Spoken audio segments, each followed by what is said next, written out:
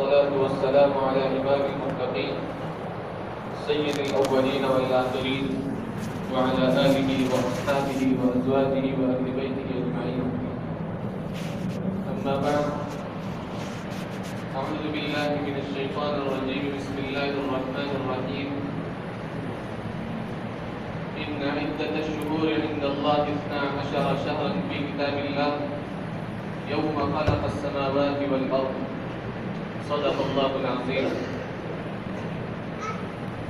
میرے محترم بزرگوں، دینی اور ایمانی بھائیوں،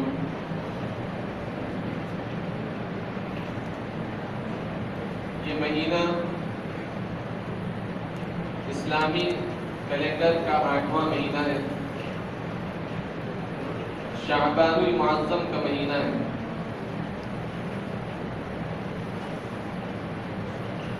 یہ مہینہ خیر و برکت والا ہے، اسی لیے ہمارے اسلاف اور بزرگان دین کے بارے میں منقول ہے کہ وہ اس مہینے میں اللہ کی عبادت کا، اللہ سے لو لگانے کا، اللہ سے دعائیں مانگنے کا زیادہ اہتمام کیا کرتے تھے. حضور پاک علیہ الصلاۃ والسلام جب اس مہینے سے پہلے جو رجب کا مہینہ ہے، جب رجب کا چاند دیکھتے تھے تو اسی وقت یہ دعا مانگتے تھے: اللہم بارک لنا فی رجب و شعبان وبلغنا رمضان. اللہ رجب و شعبان میں برکت دے اور ہم کو رمضان تک پہنچائے. حضور پاک علیہ الصلاۃ والسلام رمضان تک پہنچنے کے لیے رمضان کی آمد کا انتظار رجب سے کیا کرتے تھے، اور رجب میں اہتمام کرتے تھے. جب شعبان کا مہینہ شروع ہوتا تو رمضان کی تیاری میں اور زیادہ لگ جاتے اور رمضان کے لیے اپنے آپ کو تیار کرتے. حضرت انس رضی اللہ عنہ جو صحابی ہیں، ان سے منقول ہے، وہ فرماتے ہیں کہ صحابہ اکرام شعبان کے مہینے میں عبادت میں، ذکر میں، تلاوت میں اور زیادہ منہمک ہو جاتے تھے، اس کا اور زیادہ اہتمام کرتے تھے، اس لیے کہ رمضان کا مہینہ آنے والا ہے. صحابہ میں جو تاجر تھے وہ شعبان میں اپنے کاروبار کا حساب لگا لیا کرتے تھے، زکوٰۃ نکالنے کے لیے کاروبار کا حساب لگاتے تھے. جو حکمراں ہوتے تھے، جو اس زمانے میں امیر ہوتا تھا، تو جو لوگ قید خانے میں تھے یا جو مجرم تھے جن کے اوپر کوئی الزام تھا، تو ان کے مقدموں کی سماعت جلدی جلدی کر لیا کرتے تھے تاکہ رمضان سے پہلے سارے کاموں سے خود کو فارغ کر لیں، رمضان کی آمد سے قبل ہم یکسو ہو جائیں، رمضان کے لیے ہم پورے طور پر تیار ہو جائیں. یہ اہتمام تھا ہمارے اسلاف کا اور ہمارے بزرگوں کا.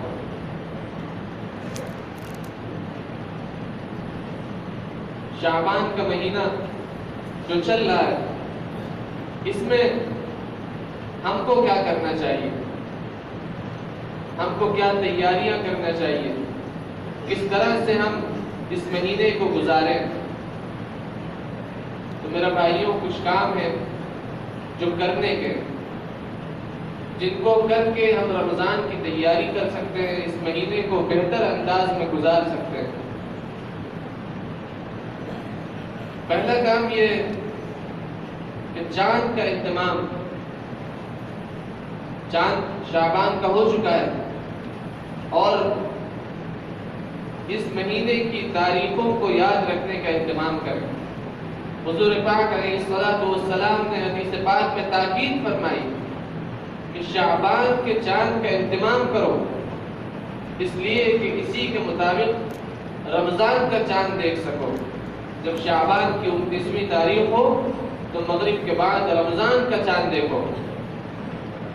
اس لیے اس مہینے کی تاریخوں کا اہتمام کیا جائے. اسلامی کیلنڈر کے مہینوں کو یاد رکھنا، کون سا سال چل رہا ہے، اس کو یاد رکھنا یہ بھی ضروری ہے. فرض کفایہ ہے اسلامی تاریخ کا اہتمام کرنا. انگریزی تاریخ سے ہمارا سارا نظام چلتا ہے، ٹھیک ہے، وہ بھی یاد ہونی چاہیے، لیکن اسی کے ساتھ ہمارا اسلامی مہینہ کون سا ہے کم از کم، اور اسلامی سال کون سا چل رہا ہے، یہ ہم کو یاد ہونا چاہیے، معلوم ہونا چاہیے. تو جان کا اہتمام کیا جائے. دوسری بات، اس مہینے میں برکت کی دعا کی جائے. یہ گویا مسنون عمل ہے. حضور پاک علیہ الصلوۃ والسلام برکت کی دعا کیا کرتے تھے. اللہم بارک لنا فی رجب و شعبان وبلغنا رمضان. اور بھی ہم جو دعائیں کر سکتے ہیں، جو اہتمام کر سکتے ہیں، وہ اس مہینے میں کرنا چاہیے. تیسرا کام، اس ماہ میں روزوں کی کثرت. یہ بھی حضور پاک علیہ الصلوۃ والسلام کا طریقہ تھا. آپ علیہ الصلوۃ والسلام کے بارے میں حضرت عائشہ صدیقہ رضی اللہ عنہا فرماتی ہیں کہ سال بھر میں رمضان کے علاوہ رمضان کے پورے مہینے کے روزے رکھا کرتے تھے، اور اس کے علاوہ سب سے زیادہ جس ماہ کے روزے حضور پاک علیہ الصلوۃ والسلام رکھتے تھے وہ شعبان کا مہینہ. رمضان کے بعد سب سے زیادہ روزوں کا اہتمام حضور پاک علیہ الصلوۃ والسلام شعبان کے ماہ میں کیا کرتے تھے. اس لیے اس ماہ میں روزے رکھیں، تلاوت کا اہتمام کریں، اس لیے کہ تیاری کا مہینہ ہے. اور تیاری ہم اپنے گھروں میں دیکھتے ہیں، اپنے روزمرہ کی زندگی میں دیکھتے ہیں کہ جو چیز پیش آنے والی ہے اس سے پہلے تیاری کی جاتی ہے، پلاننگ کی جاتی ہے. ہم گھر میں کوئی مہمان کی آمد ہے، شادی کی تقریب ہونے والی ہے، پہلے سے اس کی تیاریاں کی جاتی ہیں. اگر ہمارا امتحان ہونے والا ہے تو پہلے سے اس کی تیاری کرتے ہیں. اسی طرح رمضان المبارک کی تیاری بھی ہم کو اسی ماہ سے کرنا ہے اور اسی ماہ سے اہتمام کرنا ہے. جیسے فرض نمازوں سے پہلے سنتیں، اصل نماز تو فرض نماز ہے، لیکن اس سے پہلے سنتیں. تھوڑا سا آدمی وارم اپ ہو جائے اور اس کے بعد کام میں، تاکہ پورے دماغ کے ساتھ لگ سکے. اور ہم اپنی زندگی میں بھی دیکھتے ہیں کہ جو کام انسان کیا کرتا ہے اس کو کرنا آسان ہو جاتا ہے، اور جس کام کو نہیں کرتا ہے، چھوڑے رہتا ہے، ایک دم سے اس کے اوپر اگر بوجھ لادا جائے تو اس کے لیے اس کام کو کرنا مشکل ہو جاتا ہے. لہٰذا حضور پاک علیہ الصلوۃ والسلام شعبان میں روزوں کا اہتمام کرتے تھے. تو ہم بھی اگر روزوں کا اہتمام کریں گے، عبادت کے لیے تیار ہو جائیں گے، تلاوت کا اہتمام کریں گے، ذکر میں مشغول ہو جائیں گے اور رمضان کی تیاری کر لیں گے، تو رمضان میں ہمارے لیے عبادتوں کا اہتمام آسان ہو جائے گا. رمضان آتے ہی ایک دم سے سارے کام کرنے لگے اور عبادات میں پورے طور پر منہمک ہو جائیں، یہ ذرا مشکل کام ہے. تو شعبانی سے اس کے لیے تیاری کرنا ہے. حضور پاک علیہ الصلوۃ والسلام اس ماہ میں روزوں کا اہتمام فرماتے تھے. ایک چوتھا کام یہ ہے